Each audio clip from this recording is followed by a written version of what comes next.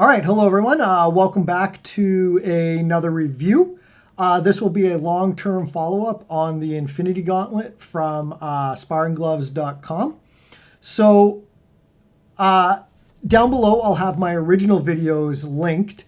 And I suggest watching those because there might be some things I talk about in those videos which I'm not really going to talk about in this because it's going to be a slightly different review. It's going to be actually targeted a little bit more towards Sparring Gloves, the manufacturers of this glove.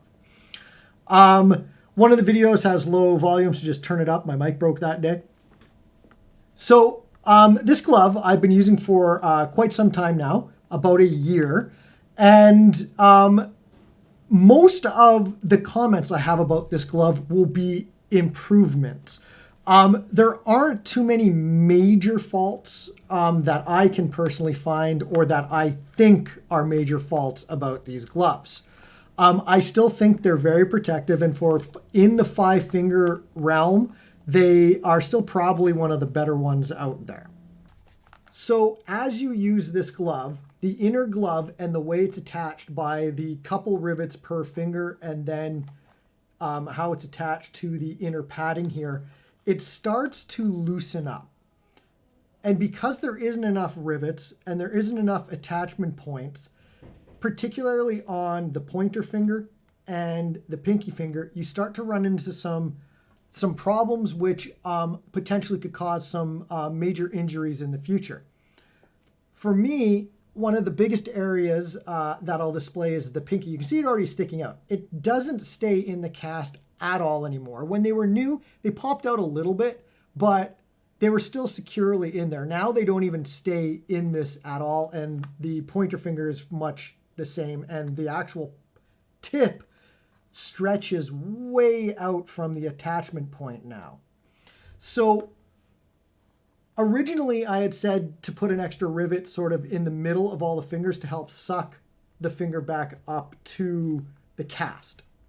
Now, the cast is very important with these gloves. It's what makes these a little more protective than most 5-finger gloves out there. Because this plastic is so deep and so hard, it almost 100% protects from compression injuries, and it has really good protection from like blows on weird angles, because the casts are so deep. The problem is, particularly with these two fingers, they start to turn. And particularly on the pinky, when you even start getting little small glancing blows on it, these turn. And I'm finding myself in between each pass during a sparring session having to make sure my finger is seated in there when I'm grabbing the sword as a peace of mind so that my finger doesn't get injured. Because I had a couple close calls recently where this had been turned ever so slightly and I've been hit there. I got sort of a bruising and almost the plastic itself kind of like chafed skin off the finger. So that's happening to this finger as well a little bit. And I believe these are easy fixes without actually having to re-engineer the glove or use new products. So my opinion is it simply needs 4 rivets on these two fingers, maybe just 3 on the middle fingers because they don't move around too much because they're generally trapped between your other fingers. But your pinky needs this rivet moved forward, another one before the knuckle, and then another one after the knuckle, and then this back one can stay where it is. Those alone will help keep the pinky finger seated up into the cap, which from a safety perspective, I think is essential. Also, particularly for these two fingers, the Slayer fingers, possibly having more sewing points or attachment points on the inside of the yellow padding to also keep it seated up into the cap, I think is extremely important. Not only from a safety sense, but also a peace of mind sort of security sense that you always know your finger is going to be seated up high enough to keep it safe. I also sort of had an idea while I was kind of shooting test runs of this video that this really robust mesh that you have right here, sort of woven into the side of the inner glove, woven into the plastic, sort of almost permanently seating it into the plastic might be sort of a solution to the problem as well, which then, if it does twist, it'll take the inner glove with it, plus not allowing your finger to pop out. Just a thought. I think there's a few ways you could solve the problem. That might also be one of them. So whatever applies that will fix the pinky will fix the pointer finger as well.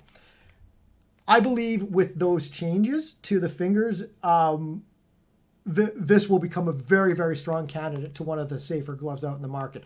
The only thing holding it back right now is the fact that the fingers can twist and they can pop out and your fingertips can pop out. Fix that, these will become extremely strong. The next thing is, this works really well. I actually have taken thrusts there.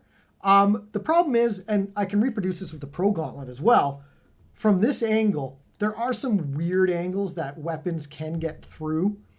I don't think it's anything you need to like drastically fix. It's not one of those improvements I'm talking about that has to happen. But maybe like a Pro Gauntlet style, like flexible mesh or something that comes over the front that still allows for mobility will probably solve that problem 95% of the time. So that's just a comment more than a need. Another must happen is under the thumb plates here, there's very little padding.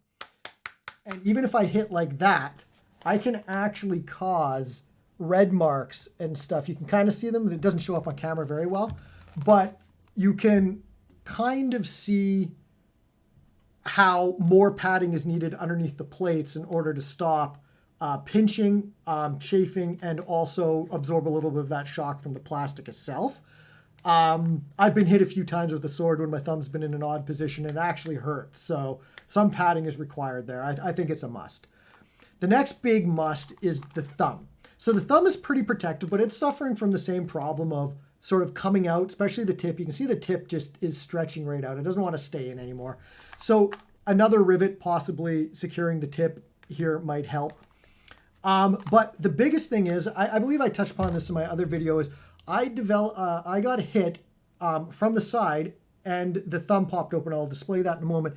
And the side tendons on my thumb actually got sprained, and they took months and months to heal. I'm getting kind of old, so things take longer to heal, but still, it took a long time for me to recover from that. I had mobility after a few weeks, but the tendon stayed sore for, it could have been up to 6 months. And that was due to this. It takes no effort to pop that out. And same with on the other side. And even just moving my thumb across the sword when I'm doing thumb work and it's snagging on the crossguard or just kind of brushing across the handle will pop that out, let alone a hit. So when you get hit and this pops out, your thumb twists and moves, and thus that's how the sprain injury happens. I believe this is sort of an easy solution as well, kind of going Pro Gauntlet style a little bit, but not with their materials because their materials are falling apart as per all the reviews right now. But this material here, which has virtually no wear on it and is great, if you could picture an attachment point here on this piece, an attachment point on this piece, so that if this tries to come out, that sort of material or mesh or band or whatever you would put here stops that from happening. I think it's another pretty easy solution, but I think it's a must solution, unless you guys can think of something else that'll keep this seated in there better. So that's it. Thanks for watching, everyone. I don't really feel the need to put out another review for this glove unless something drastic happens. I had a rivet pop out of the ones that can be screwed in by the hex. I was able to order these online. A whole pack of 12 of them for like shipped was like $3. Super cheap. The sizing is 16 by 4, I believe. You can just on Facebook message sparring.com and they'll tell you which ones to get. But I bought the non-flanged ones because they shipped faster and it still worked. The flange is that little flat area that comes out there. And yeah, I'm getting 12 for like $3. Still such a cheap fix to keep this glove maintained. So yeah, I still suggest these gloves if you're going for a 5-finger glove. I'm still pleasantly surprised with them. So once again, thanks for watching. Please like and subscribe and support the channel. I do have a donation button, I think, down there. That might help me out, buy some products in the future because my channel is still not monetized or anything. So thanks everyone. Have a good day and evening, and get out there and spar.